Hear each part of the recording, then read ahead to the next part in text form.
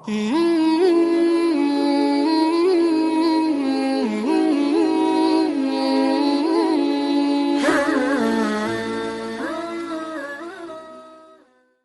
کے سامنے حرم میں چلے جاتے تھے تو مار کر بے ہوش کر دیتے تھے، آج وہ کافر ہمارے ہاتھ میں آئے ہیں۔ مکہ تو کیا، مدینہ کے اندر جس وقت گئے اور مدینہ میں اللہ کے نبی چین اور سکون کے ساتھ رہنے لگے تو مکہ کے کافر وہاں پر گئے، یہودیوں کو ابھارا، اسکیرا، اور مسلمانوں کے بکرے جو مدینے سے باہر چرنے آتے تھے یہ اس کو بھی لوٹنے کے لیے جاتے تھے، وہاں بھی نہیں چھوڑتے تھے۔ 13 سال یہاں، 8 سال مدینہ میں آپ آئے، آپ کو برابر تکلیف پہنچانے کی کوششیں کی، لیکن جس وقت اللہ کے رسول صلی اللہ علیہ وسلم کے ہاتھ میں مکہ آیا، آپ مکہ کو جیتے اور جیت کر کے مکہ کے اندر داخل ہو رہے تھے تو حضرت سعد جو اللہ کے نبی کے ایک صحابی ہے، ان کی زبان سے صرف یہ نکل گیا کہ آج لوگوں کے ٹکڑے کرنے کا دن ہے۔ بڑی ہمیں تکلیفیں دی تھی، 13 سال وہاں، 8 سال یہاں، 21 سال سے تمہاری تکلیفیں برداشت کرتے تھے، آج تم دشمن میرے ہاتھ میں آئے ہو، ہم تمہارے ٹکڑے کر دیں گے۔ جب یہ نعرہ اللہ کے نبی نے سنا، فوراً اعلان کیا، سعد کیا بول رہے ہو، کیا کہہ رہے ہو؟ نہیں، آج لوگوں کے ٹکڑا کرنے کا دن نہیں ہے، الیوم یوم المرحمہ، آج تو لوگوں کو معاف کرنے کا دن ہے۔ جو اپنے گھر کا دروازہ بند کر دے گا اس کو بھی آج محمد کی طرف سے معافی کا اعلان ہے، جو اپنا ہتھیار زمین پر رکھ دے گا اس کو بھی آج محمد کی طرف سے معافی کا اعلان ہے۔ مسلمانوں، اللہ کے نبی نے ہمیں یہ تعلیم دی، تمہیں کسی نے چاہے کتنا بھی ستایا ہوگا لیکن میرے نبی کی طریقے سے 21 سال تک نہیں ستایا ہوگا۔ میرے نبی نے 21 سال ستانے والے دشمنوں کو معافی کا اعلان کیا تھا، اور ہم چھوٹی سی باتوں کے اندر سالوں سے دشمنیاں کر کے بیٹھے ہیں اور پھر شکایتیں کرتے ہیں کہ ہم حیران اور پریشان ہیں۔ کہاں جا رہے ہیں ہم؟ کن کی تعلیمات پر ہم جی رہے ہیں؟ کن کی باتوں کو ہم مان رہے ہیں؟ ہم نے اسلام کو کہاں ڈال دیا ہے؟ اللہ تعالیٰ نے قرآن میں اعلان کیا ہے، لَقَدْ كَانَ لَكُمْ فِي رَسُولِ اللَّهِ أُسْوَةٌ حَسَنَةٌ، اللہ کے رسول کی زندگی تمہارے لیے بہترین نمونہ ہے۔ اگر تمہیں زندگی گزارنا ہے، دنیا میں کامیاب رہنا ہے اور کامیابی کے ساتھ زندگی گزارنا ہے تو محمد الرسول اللہ والا نمونہ اپنی زندگی میں لاؤ۔ میرے نبی نے معاف کرنا سکھایا تھا۔ داسور، وہ دشمن جو آپ آرام کر رہے تھے ایک باوڑ کے درخت کے نیچے، آپ نے تلوار لٹکائی تھی، داسور دیکھا اللہ کے نبی اپنے ساتھیوں سے الگ ہو کر آرام کر رہے ہیں، فوراً جا کر کے تلوار ہاتھ میں لے لی اور میان سے تلوار کھینچی۔ تلوار کے کھینچنے کی آواز سے آپ علیہ الصلوۃ والسلام اٹھ گئے۔ آپ نے دیکھا میری جان کا دشمن میرے اوپر تلوار لے کر کھڑا ہے۔ داسور نے کہا، محمد بتا، من یمنعک منی، مجھ سے تجھے کون بچائے گا؟ اللہ کے نبی صلی اللہ علیہ وسلم نے بڑا اطمینان سے جواب دیا، اللہ، میرا رب مجھے بچائے گا۔ داسور نے اللہ کے نبی کی زبان مبارک سے اللہ سنا، اس کے ہاتھ سے تلوار گر گئی اور تھر تھر کانپنے لگا۔ آپ علیہ الصلوۃ والسلام اٹھے اور آپ نے تلوار اپنے ہاتھ میں لے لی۔ اب تھوڑا سوچو، میرے نبی کی تعلیم کیا ہے، کیسے معاف کرنا ہمیں سکھایا ہے۔ اللہ کے نبی نے وہ تلوار ہاتھ میں لی اور اس داسور سے پوچھا، داسور تو بتا، میں یمنعک منی، اب تجھے مجھ سے کون بچائے گا؟ بدل گئی ہے اب باری۔ داسور تو اللہ کو نہیں مانتا تھا، اس نے کہا، محمد تیرے علاوہ مجھے کوئی بچانے والا نہیں ہے۔ اللہ کے نبی نے ہمیں یہ سبق دیا اور ہمیں سبق دینے کے لیے وہ واقعہ آج بھی سیرت کی کتابوں میں محفوظ ہے۔ اللہ کے نبی نے فرمایا، داسور جا، آج میں تجھے معاف کرتا ہوں۔ کچھ سیکنڈ پہلے، 1-2 منٹ پہلے جو آدمی کھلی تلوار لے کر قتل کرنے کے لیے بیٹھا تھا، آج وہ ہمارے ہاتھ میں آیا تو اللہ کے نبی نے اس کو قتل نہیں کیا، اس کو قید نہیں کرایا، بلکہ یہ اعلان کیا، داسور جا، میں تجھے آج معاف کرتا ہوں۔ داسور نے دیکھا اتنے اچھے اخلاق والا نبی، اور اس کا جب یہ آدمی اتنے اچھے اخلاق والا ہے تو اس کا دین کیسا اچھا ہوگا۔ فوراً کہا، محمد میں جاؤں گا تو یہاں سے بعد میں، پہلے مجھے کلمہ پڑھا دیجئے، اور وہ ہمیشہ کے لیے رضی اللہ عنہ بن گیا داسور۔ یہ اخلاق تھے، تلواروں سے دین نہیں پھیلا ہے، اخلاق سے پھیلا ہے، یہ اخلاق تھے۔ آپ صلی اللہ علیہ وسلم ہجرت کر رہے تھے دشمنوں سے چھپ کر کے. 3 دن اس غار میں نکالے تھے. حجاج کرام جب جاتے ہیں تو دیکھتے ہیں 5400 فیٹ اونچا زمین سے وہ غار ہے. اس غار میں 3 دن نکالے تھے. اور کیسا ڈر ہوگا کہ ابو بکر صدیق نے کہا تھا اے نبی اللہ مجھے ڈر لگتا ہے اگر دشمن نے ہمیں دیکھ لیا تو کیا ہوگا. تو اللہ کے نبی نے فرمایا تھا ابو بکر لا تحزن ان اللہ معنا, غم نہ کرو, ڈرو نہیں, اللہ ہمارے ساتھ ہے, گھبرانے کی ضرورت نہیں ہے. 3 دن چھپنے کے بعد راستہ بدل کر کے مدینہ جا رہے ہیں. راستے کے اندر ایک کافر جس کا نام سوراقہ ابن مالک ابن جوتم تھا. مکہ کے کافروں نے اعلان کیا تھا جو محمد کو پکڑ کر کے لائے گا اس کو 100 اونٹ انعام میں دیں گے. اس وقت تک کے 100 اونٹ آج کے کروڑوں پتی بن جائے آدمی, بہت بڑا انعام کہلاتا تھا. جو اللہ کے نبی کو نہیں پہچانتے تھے وہ بھی آپ کو تلاش کرنے کے لیے نکل گئے کہ ہاتھ میں آ جائیں گے تو مالدار بن جائیں گے. ان تلاش کرنے والوں میں سوراقہ ابن مالک بھی تھا. وہ تلاش کرتے کرتے اس جگہ پر پہنچ گیا جہاں پر اللہ کے نبی آگے جا رہے تھے. اس نے سوچا میں ان کو پکڑ لوں. جیسے ہی سوچا اس کا گھوڑا زمین میں ڈھس گیا. پہلے گھوڑے کو ٹھوکر لگی اور وہ گر گیا. کھڑا ہوا اور کھڑا ہو کر کے پھر سے دوڑا کہ میں محمد کو پکڑ لوں تاکہ 100 اونٹ ملیں گے. دوسری مرتبہ جب چلنے لگا تو گھوڑا زمین میں ڈھس گیا. اب وہ سمجھ گیا کہ یہ کوئی اقسامات نہیں ہے, یہ اللہ تعالیٰ کی طرف سے کچھ اور چل رہا ہے. اللہ اپنے محبوب کی حفاظت کرنا چاہتے ہیں. فوراً اللہ کے نبی صلی اللہ علیہ وسلم اس کی طرف متوجہ ہوئے. آپ کو پتا چل گیا کہ دشمن پیچھے آیا ہے. آپ نے پیچھے دیکھا. سوراقہ نے کہا اے نبی جی میں آپ کو پکڑنے کے لیے آیا تھا لیکن چونکہ میرا گھوڑا ڈھس گیا ہے آپ رحم فرما دے, مجھے چھوڑ دے اور میرا گھوڑا بھی نکل جائے تو میں چلا جاؤں گا, آپ کو نہیں پکڑوں گا. اگر ہمارا جیسا کوئی ہوتا تو 13 سال تو پریشان کیا تھا, چھپ کر کے مدینہ جان بچانے کے لیے جا رہے ہیں, اللہ کے حکم سے جا رہے ہیں تو وہاں بھی پیچھا کر رہے ہیں, اور جب وہ دشمن ہاتھ میں آئے تو ہم کیا کریں. جب وہ ہاتھ میں آیا اور اس نے یہ کہا, اللہ کے نبی صلی اللہ علیہ وسلم نے اس سوراقہ کے لیے کہا کہ تو ایک کام کر, میں تجھے چھوڑ تو دیتا ہوں لیکن ایک شرط, میرے خلاف کبھی کوئی سازش مت کرنا. اس نے کہا نہیں کروں گا. اللہ کے نبی نے اس کو بھی چھوڑ دیا اور ہمیں سبق دیا کہ جانی دشمنوں کو بھی معاف کر دیا کرو. جو دشمن ہے نا ہمارے جانی دشمن, اس کو معاف کر دو. اگر ہم معاف کر دیں گے تو ہمارے اتنے اچھے دوست بن جائیں گے کہ زندگی پر کبھی ہماری برائی نہیں کریں گے. اور یہ میں نہیں کہتا ہوں, یہ نیم اللہ نے قرآن میں رکھا ہے. ادفع باللتی ہی احسن فاذا الذی بینک وبینہ عداوۃ کأنہ ولی حمید. اے نبی جی اگر آپ کے ساتھ, یہ نبی کو کہہ کر ہمیں تعلیم دی جا رہی ہے کہ اگر آپ کے ساتھ برائی کوئی کر رہا ہے, کوئی دشمنی کر رہا ہے, کوئی ظلم کر رہا ہے تو ان کو آپ بھلے طریقے سے چھوڑ دو, معاف کر دو, بھلے طریقے سے معاف کر دو. اگر آپ ان کو معاف کر دو گے تو وہ جو آپ کا دشمن بن کر کے آپ کو ختم کرنے کے لیے آیا تھا وہ آپ کا جگری دوست بن جائے گا. اور اللہ کے نبی نے یہ کیا. فتح مکہ کے وقت اللہ کے نبی نے جو معافی کا اعلان کیا تھا, ہندا ابو سفیان کی بیوی, کتنا بڑا ظلم کیا تھا. اللہ کے نبی صلی اللہ علیہ وسلم کے ابا کا انتقال ہو گیا تھا جس وقت اللہ کے نبی اپنی ماں کے پیٹ میں تھے.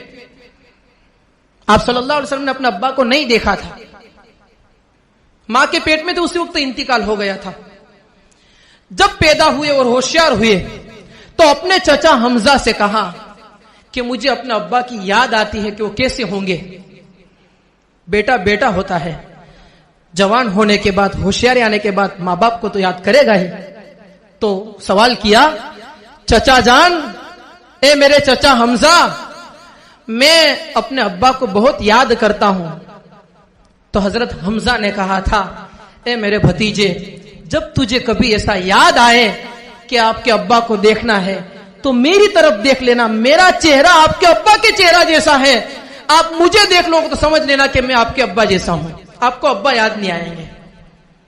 اب سوچو 11 چچا میں ایک ایسا چچا ہو جس کا چہرہ ابا کے چہرے جیسا ہو اور پھر اس نے اپنی زبان سے یہ کہا ہو کہ میرا چہرہ آپ کے ابا جیسا ہے, مجھے دیکھ کر اپنے ابا کی یاد میں آرام کر لینا, سکون حاصل کر لینا. اس چچا سے کتنی محبت ہوگی. اور پھر وہ چچا اسلام کے دشمنوں کو ختم کرنے کے لیے دشمنوں کی صفوں کو چیرتا ہوا آگے بڑھتا ہو تو پھر اس چچا سے کتنی محبت ہوگی. اس چچا کو غزوہ احد کے اندر جنگ کے میدان میں شہید کیا گیا. تو شہید کیے جانے کے بعد آپ کو شہید کرنے والا, اس کا جو حکم دینے والی تھی اور ان میں سپورٹ کرنے والی تھی وہ ہندا تھی. اور حضرت حمزہ کو شہید کرنے والے کا نام وحشی تھا. وحشی وہ غلام تھا, کالا کلوٹا تھا, چھوٹا سا ٹھنگڑا تھا. امیر حمزہ نے دیکھا بھی جنگ کرتے کرتے کہ یہاں پتھر کے آڑے چھپا ہے, لیکن دیکھا کہ یہ چھوٹا بچہ ہے, کیا کرے گا, چھوڑ دیا. اسی نے زہر والا وہ خنجر لے کر کے آیا تھا اور حضرت حمزہ کو چھٹا مارا, جس کی وجہ سے پیٹ کے آر پار نکل گیا اور حضرت حمزہ شہید ہوئے تھے. ایسے چچا جب چلے جاوے تو آپ کو کتنی تکلیف ہوئی ہوگی, آپ کتنے غم ہوا ہوگا آپ کو. اس چچا کے انتقال کے بعد جب اس چچا کا انتقال ہو گیا تو ہندا نے اس چچا کے کلیجے کو لاش میں سے نکلوایا. کہا حمزہ جو قتل ہو کر پڑا ہے, شہید ہو کر پڑا ہے, اس کا سینہ چیرو اور اس میں سے دل نکالو, کلیجہ. اور کلیجی نکال کر کے ہندا نے اپنے منہ سے چبائی. سوچو اللہ کے نبی نے جب یہ سنا ہوگا کہ میرے چچا کو زندہ تو رکھا نہیں, انتقال ہو گیا اور انتقال کے بعد لاش میں سے کلیجی نکال کر کے چبائی ہے, تو اللہ کے نبی کو کیسی تکلیف ہوئی ہوگی. وہ ہندا فتح مکہ کے موقع پر ہاتھ میں آئی تھی, وہ یہ دیکھ رہی تھی چپکے سے کہ چلو دیکھنا ہے کہ محمد مکہ کے کافروں کو کیسے قتل کرتا ہے. اللہ کے نبی نے اعلان کر دیا آج اگر ہندا بھی اپنا گھر کا دروازہ بند کر لے گی تو میں اپنے صحابہ سے حکم دیتا ہوں کہ اس کو بھی معاف کر دو, اس کو قتل نہیں کرنا ہے. اپنے چچا کے کلیجے چبانے والے کو معاف کر دیا. اور اتنا ہی نہیں کیا, حضرت حمزہ کی پیر کی اور ہاتھ کی انگلیاں اور ناک اور کان کاٹے چھری سے اور کاٹ کر کے ہار بنایا, اور وہ ہار بنا کر کے ہندا نے پہنا تھا. اللہ کے نبی کو یہ بھی پتا تھا تو بھی آپ نے اعلان کیا کہ ہندا کو معاف کر دیا جائے. اس سے بڑا معاف کرنے والا کون ہوگا؟ وہ نبی کی ہم امتی ہے. اس نبی نے ہمیں تعلیم دی ہے کہ اگر تم دنیا کے اندر مضبوطی کے ساتھ, جماؤ کے ساتھ کامیاب زندگی گزارنا چاہتے ہو تو اس اللہ کو مان لو اور ایک ہو کر کے آپسی دشمنیوں کو ختم کر دو, دشمنوں کو معاف کر دو. یہ تعلیم دی ہے. یہ تعلیم ہمیں معافی کی دی گئی ہے اور ہم اپنی دشمنیوں کے اندر پتہ نہیں کہاں سے کہاں پہنچ چکے ہیں. میں دشمنیوں کے واقعات لوگوں کے سامنے بیان نہیں کرتا. وہ بری باتوں کو بیان کرنے سے برائیاں ہمارے اندر آتی ہیں.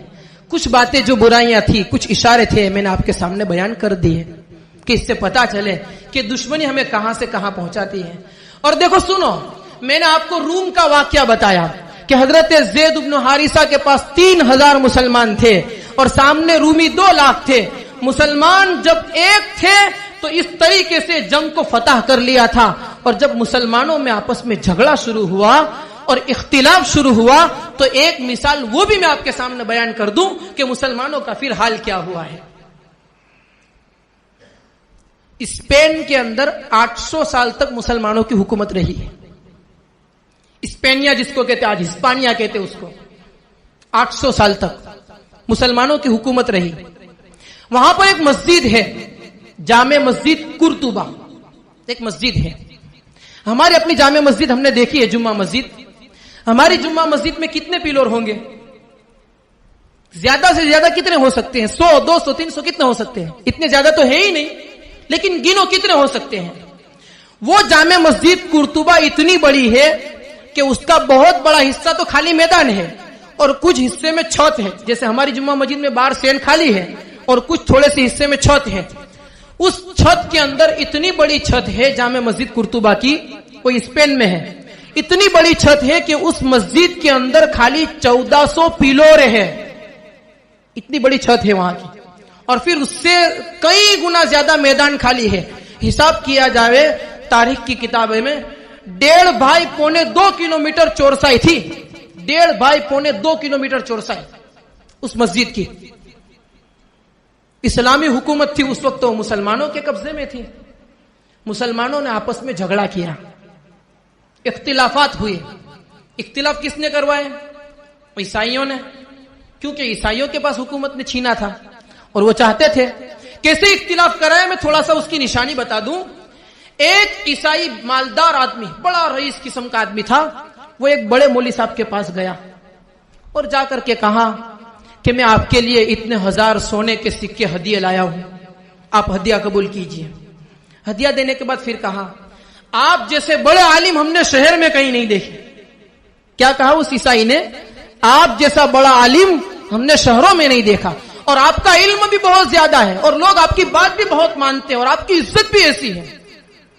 میں ایک مسئلہ پوچھنے آپ کے پاس آیا تھا کہ یہ جو قرآن میں اصحاب کہف کا واقعہ لکھا ہوا ہے 15ویں پارے میں, وہ نیک لوگوں کے ساتھ اس کا ایک کتا تھا, اس کتے کا کلر کیسا تھا؟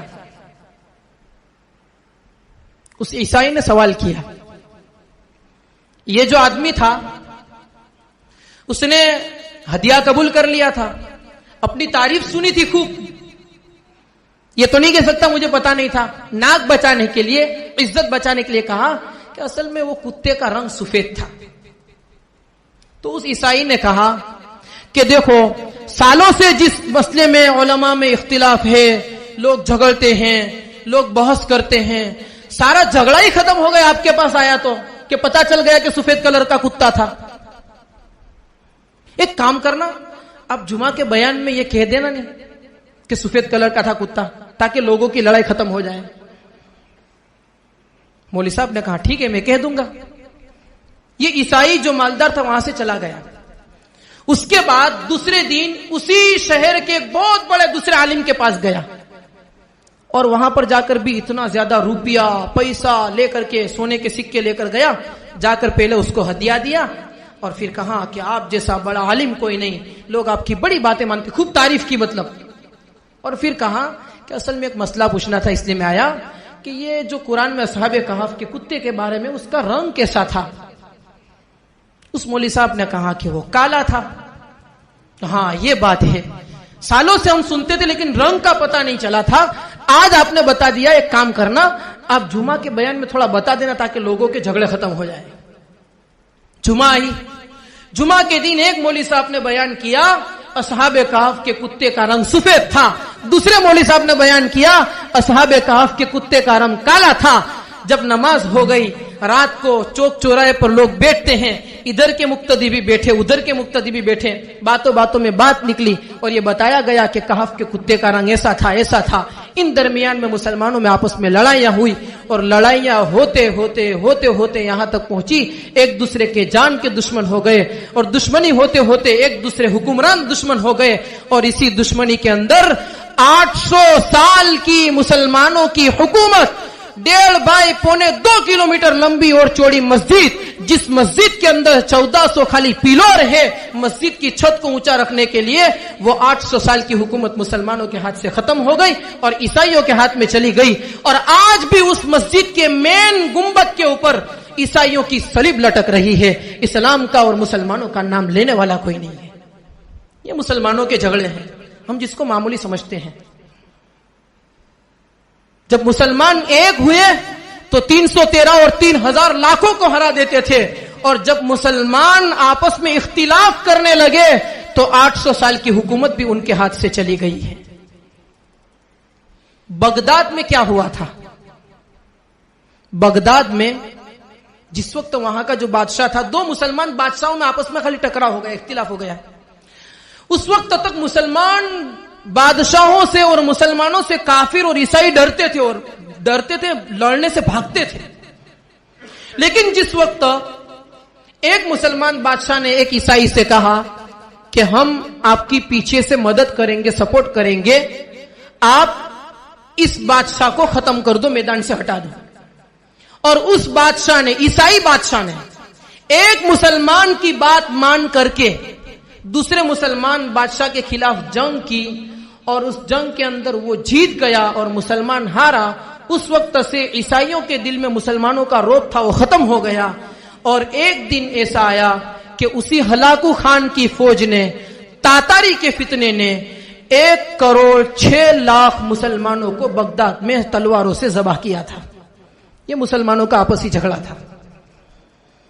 हमारी तारीख दोनों तरफ भरी है और ये तारीख हमें सबक देती है कि अगर हम भी कुछ बनना चाहते हैं और हम अपने इस्लाम को और मुसलमानियत को, अपनी नस्लों में ईमान को बाकी रखना चाहते हैं, तो सबसे पहला काम हमें यह करना है कि हमारे अपने आपसी इख्तिलाफात को और झगड़ों को खत्म कर दो, एक हो जाओ।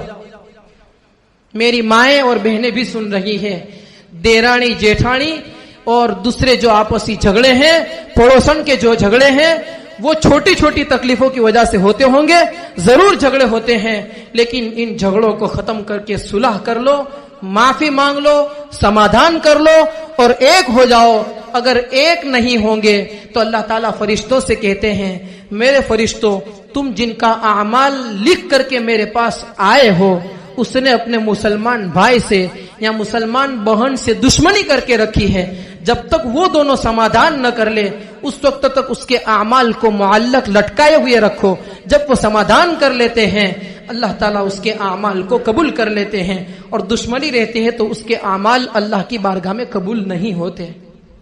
ये अल्लाह के नबी ने तालीम दी है हमें। तो रुहमा बैनहुम, अल्लाह ताला ने कुरान में मुसलमानों की निशानी बयान की है, मुहम्मदुर रसूलुल्लाह वल्लज़ीना मअहु अशिद्दाउ अलल कुफ्फारि रुहमाउ बैनहुम। मुहम्मद सल्लल्लाहु अलैहि वसल्लम अल्लाह के रसूल हैं और जो उनके साथी है, जो मोहम्मद को मानने वाले हैं, वो काफिरों के मामले में बड़े सख्त है। ये मुसलमानों की निशानी है। आज देखो हमारी बच्चियां कहां जा रही है, इस्लाम उनकी जिंदगियों से निकलता जा रहा है। मैं क्या रिपोर्ट सुनाऊं आपको, क्या खबरें सुनाऊं आपको। पिछले 2 साल में सरकारी कागज के हिसाब से, इधर उधर की बात नहीं करता हूं, सरकारी कागज के हिसाब से जो रिकॉर्ड महफूज है सरकारी ऑफिसों में, इस हिसाब से 8 लाख मुसलमान बच्चियां इस्लाम छोड़ करके गैरों के साथ भागी है। कहां सो रहे हैं हम? इसकी फिक्र नहीं है हमें कि हमारी बच्ची क्या कर रही है, कहां जा रही है, हमारी बच्ची कैसा बुर्का पहनती है, हमारी घर की औरतें कैसा बुर्का पहनती हैं और कैसे बुर्के पहन करके कहां कहां जा रही है, बाजार में कब जाती है और कब आती है और किसके साथ जाती है और क्या होता है, इसकी फिक्र नहीं है। दीन सिखाओ बच्चियों को, वो दीन दूर नहीं कि जो हमारे शहर से करीब करीब जो हालात सुनते हैं, खुदा न खास्ता वो हालात हमें भी सुनने पड़े। बच्चियों को दीन सिखाओ, अपनी औलादों को दीन सिखाओ, उनको शरई पर्दा कराओ, ऐसा बुर्का नहीं कि जिसको न देखने वाला भी देखे। कुरान में अल्लाह ताला ने जहां बुर्के का हुक्म दिया है वहां पर अल्लाह ताला ने फरमाया है, या अय्युहन नबिय्यु कुल लिअज़वाजिका व बनातिका व निसाइल मुमिनीन युदनीना मिन अलैहिन्ना मिन जलाबिबिहिन्ना। ए नबी जी, आप मुसलमान औरतों से कह दो, पहले ये हुक्म दिया अपनी बीवियों से, पहले शुरू करने का अपने घर से, बीवियों से, फिर अपनी बेटियों से, अपने घर से शुरू करने का, और फिर मुसलमान औरतों से कह दो कि जब वो घर से बाहर निकला करे तो अपने ऊपर चद्दर डाला करे। जलबाब किसको कहते हैं? एक बड़ी चद्दर होती थी, जैसे हमारे यहां गुड़िया होता है लंबा चौड़ा, गोदड़ी होती है, ऐसी एक बड़ी चद्दर होती थी। उसमें एक सुराख कर लेवे, एक आंख से दिखाई देवे, या 2 सुराख कर लेवे कि दोनों आंख से दिखाई देवे, पूरा जिस्म उसका ढका हुआ रहे। इस पर्दे का शरीयत ने हुक्म दिया था। और आज हमारी माएं और बहनें ऐसा चुस्त और ऐसा बारीक बुर्का पहनती है कि उनके जिस्म की बनावट दूर से नजर आती है और बूढ़ी होती है, काली कलोटी होती है, बगैर बुर्के के जावे तो कोई ना देखे, ऐसी बन संवर करके और ऐसे फैशनेबल बुर्के पहन करके इस्लाम को बदनाम करने के नाम पर वो घर से निकलती है। न देखने वाले मर्दों की भी नजरें उठती है और फिर रोते हैं कि हमारी बच्ची गैर के साथ भाग गई। उसमें किसी का कोई कसूर नहीं है, कसूर हमारा है कि हमने अपनी बच्ची को दीन की तालीम नहीं दी। सिखाओ बच्चियों को दीन। जहां पर लड़के और लड़कियां दोनों साथ में स्कूल करते हो, ऐसे स्कूलों के अंदर हमारी जवान बच्चियों को न भेजो। 8वें धोरण में बच्ची आती है, 13 साल की उम्र को पहुंच जाती है, 12 साल की उम्र को औरत बालिग हो जाती है। मत भेजो लड़के वाली स्कूलों के अंदर। क्या वाकयात पेश आते हैं। मुस्लिम पर्सनल लॉ बोर्ड के तर्जमान हजरत मौलाना उमरैन महफूज रहमानी दामत बरकातुहुम ने अपनी तकरीर में एक बात बयान फरमाई, हमारी बच्चियां किसी स्कूल के अंदर स्कूल से आने के बाद ट्यूशन क्लास के अंदर जो जाती है, ट्यूशन के मास्टर ने उनको बड़ा ब्लैकमेल किया है और ट्यूशन के मास्टरों के साथ न चाहते हुए भी भागने वाले बहुत सारे वाकयात मिलते हैं। हमारी बच्ची कॉलेज जाती है, स्कूल जाती है, उनको जो रिसर्च पड़ता है वो वक्फे में कौन सी दुकान के ऊपर जाती है। देखो अभी महाराष्ट्र का एक वाकया, एक कॉलेज की कैंटीन चलाने वाला हरिजन था, दलित, मुसलमान दीनदार घराने की लड़की उसके साथ भाग गई। कोर्ट का कानून है कि 90 दिन के बाद भी उसको एक मर्तबा माँ बाप से मिलाया जाए, फिर उसके बाद कोर्ट मैरिज होते हैं। उसको माँ बाप से बच्ची को मिलाया गया। माँ बाप ने उस बच्ची को बड़ा समझाया, दीन सिखाया, इस्लाम बताया, ईमान बताया, जहन्नम जन्नत बताई, लेकिन वो बच्ची दीनदार घराने की होने के बावजूद उस मोहब्बत के अंदर, बातिल मोहब्बत के अंदर, एक चमार और एक दलित की मोहब्बत में इतनी फंस चुकी थी कि वो बच्ची अपने माँ बाप को छोड़कर, इस्लाम को छोड़कर जब कोर्ट में पहुंचती है तो अपने माँ बाप के खिलाफ गवाही दे करके उस लड़के के साथ चली जाती है। ये उस घर की बच्ची थी जिस घर के अंदर तालीम होती थी। धोखे में न रहे कि हमारी बच्चियां मालदार है, और इनका सबसे बड़ा रास्ता एक स्कूल और कॉलेज, दूसरा बाजार और तीसरा मोबाइल है। अपनी जवान बच्चियों को मोबाइल न दो, मत दो मोबाइल। कभी समाज के आगेवान के पास जाकर बैठो और पूछो कि एक हफ्ते में समाधान के कितने केस आते हैं, और जितने केस आते हैं उसमें मोबाइल वाले कितने झगड़े होते हैं। लड़का रिकॉर्डिंग सुनाता है, मेरी बीवी फुला के साथ बोलती थी, अब क्या करूं। समाधान वाले टेंशन में आते हैं कि इनका कैसे समाधान कराए। ये कब पहुंचता है, पहले मोबाइल देते हैं तो। जिस घर की बच्चियों के पास मोबाइल हो उनकी घर की बाउंड्री की दीवारें ऊंची करने से कोई फायदा नहीं है। ये हमें इस्लाम तालीम देता है। भाइयों, थोड़ा जिंदगी का रुख जिस तरफ जा रहा है उससे रुक जाओ। अब उस गफलत के साथ जीने का टाइम नहीं जिस तरह जीते थे कि उठे, कारोबार में गए, टाइम मिला नमाज पढ़ ली और आकर घर बैठ गए, खाने का वक्त हुआ खा लिया, सोने का वक्त हुआ सो गए और अपने कारोबार में चले गए। इस तरह जिंदगी गुजारने का वक्त नहीं है। बाकायदा रुपये दे करके एक प्लानिंग के साथ मुसलमान औरतों को फंसाने की कोशिश की जाती है। 8 लाख मुसलमान बच्चियां ईमान छोड़कर चली गई हो और हम गफलत के साथ ऐसे सोए कि अपने घर की भी फिक्र न करे, तो फिर इससे तो गाफिल कोई मुसलमान नहीं हो सकता। अपने घर की औरतों के बुरकों का ख्याल करें। इस्लामी लिबास, इस्लामी पर्दा जो शरीयत में है वो पर्दा औरतों को पहना है। औरतों को हदीसें सिखाए, तालीम दे, दीन सिखाए, उनको जमातों में ले जाए, 3-3 दिन की मस्तूरात की जमातों में ले जाए। औरतों में दीन आएगा, नमाजों की पाबंदी कराए, कुरान की तिलावत कराए और मोबाइल वाला सिस्टम अपनी औलाद से, अपने बच्चों से जितना हो सके कम कराए। ये दज्जाली फितना है। जब तक वो फितना हमारी औलाद और हमारी औरतों के अंदर रहेगा, भाइयों, कभी भी हम अपनी औलाद को ईमान में बचा नहीं सकते, बहुत मुश्किल है। अब देखो हमारे बच्चे मोबाइल में क्या देखते हैं। वक्त पूरा हो गया। अल्लाह ताला से हम दुआ करते हैं कि अल्लाह तबारक व ताला हमें इन तमाम कही हुई बातों के ऊपर अमल करने की तौफीक